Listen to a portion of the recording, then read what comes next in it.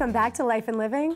From Swaziland to America, from banking to fashion design, my next guest is an entrepreneur with a world of experience. She is Phumelele Kunene, designer and founder of Black Phumelele Designs. Welcome to the program, Phumi. Thanks for having me. We see your designs back here. They're beautiful. Oh, thanks for saying that. They are. I love the colors, the vibrancy of it. We're going to get into all of this and what line this is, but can we take it back a little bit? Yeah, sure. Let's take it back to the beginning. When did you first know that you had an interest in design? So I grew up in Swaziland, and as a young girl, I always had an interest of designing. I used to observe my mom on her machine. Her sewing machine? Her sewing machine, yeah. So later on in 2007, I got my first sewing machine, and I started making dresses. And it was basically at the point on a personal level, and then I came to America and started and launched my business back in 2013, Black Phumelele Designs. But you were working in the banking industry for a little while. Yes. So at what point did you say you knew you had the interest? Because as a young kid, you watched your mother. Right. And by the way, I watched my mother as a young kid too, and decided I really never want to do that.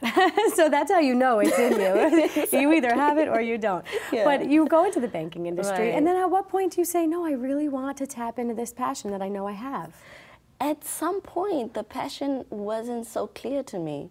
So I'll actually just revisit when I was 9 years old. I used to make dresses for myself, and my mom would actually alter them while I was still in school. I would come back from school, I'd be laying on the bed with a different pattern, like a different fabric on the side, and I wouldn't say anything. I would just like cry. She wouldn't say anything. It was just communication through dress. You would cry out of happiness, or no, cry because she was changing your vision? Because she was changing my vision. So I never really got to wear those dresses, and that passion lay dormant within me. And I would always say, as an adult now, I would always say, if I had a sewing machine, I would actually change this design to that.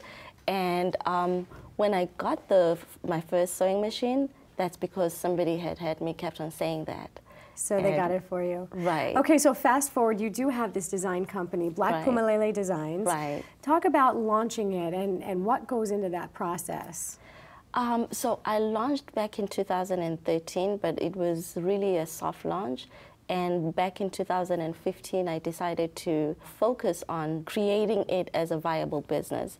And I created a new line, and I wanted to show it during New York Fashion Week.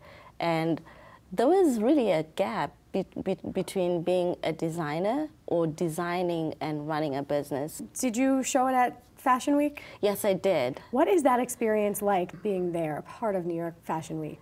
It's so surreal. I took a really big step in, that's how I launched it, in becoming this fashion designer emerging in New York. So people really got word, I got the word out there, and it was surreal.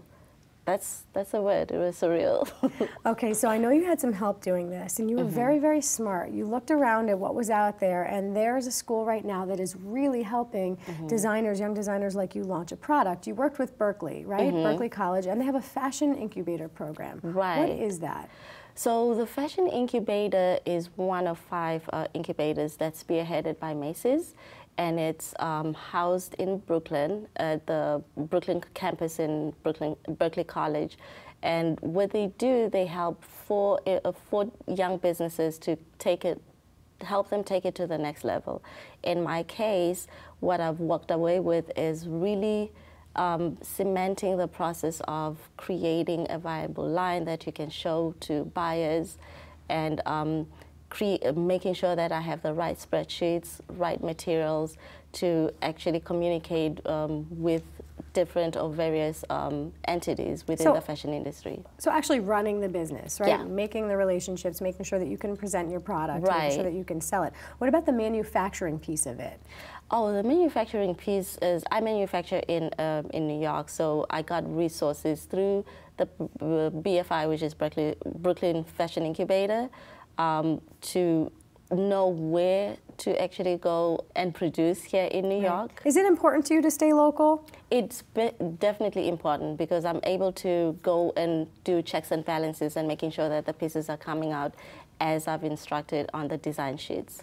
Really quickly, how would you describe the look and feel of this line that's coming out? This is your Global Explosion line? This is a Global Explosion. It's really infused with color, so I've used a lot of cottons and different colors, so it's literally vibrant collection. Little retro? I feel a little retro vibe there. It's retro, and you have a little bit of you know, the 70s feel on the floral one. A little bit of your heritage mixed in there. Yes, a little bit of heritage and a little bit of sailor with the sailor top with the blue one. Yes, I love that. Yeah. I love the blue and I love the color. Quickly, what's next for you?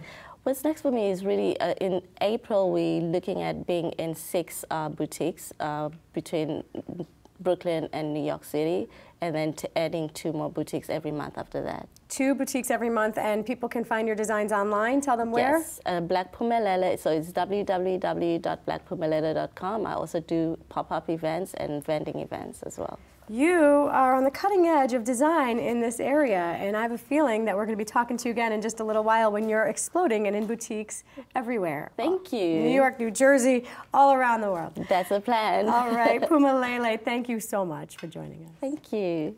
That was terrific.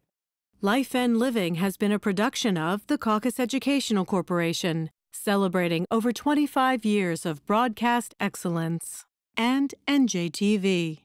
Funding for this edition of Life and Living with Joanna Gagis has been provided by Holy Name Medical Center, Investors Bank, New Jersey Sharing Network, the Northward Center, Gary's Wine and Marketplace, Adler Aphasia Center, and by Century 21 Construction. Additional support provided by Melandre Salon and Sulis Spa. Look beautiful, feel beautiful. Life and Living with Joanna Gagis has been produced in partnership with TriStar Studios.